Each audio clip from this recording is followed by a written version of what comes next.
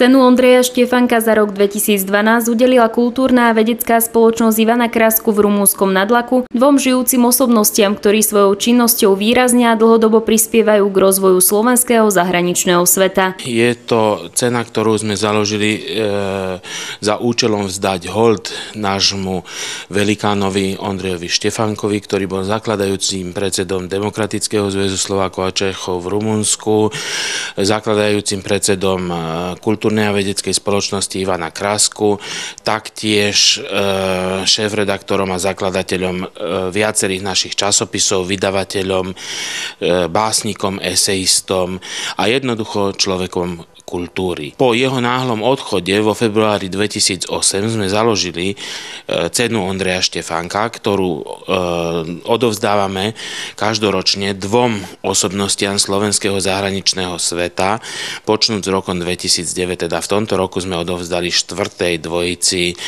ocenenia. Medzi tohtoročnými ocenenými bol publicista, historik, prekladateľ a básnik katolíckej moderny Imrich Kružliak z Nemecka za príspevok k rozvoju a diverzifikovaniu kultúrneho života a spolkovej činnosti v slovenskom zahraničnom svete. Druhým oceneným sa stal básnik a zberateľ hmotnej kultúry Slovákov v Maďarsku Juraj Antal Dolnozemský s príspevkom k rozvoju a propagácii slovenskej literatúry, tvorenej v slovenskom zahraničnom svete. Veľmi som dojatý, to významenie som vôbec nečakal. Priateľ mi bol dobre známy, už žiaľ nebol Ondrej Štefánko.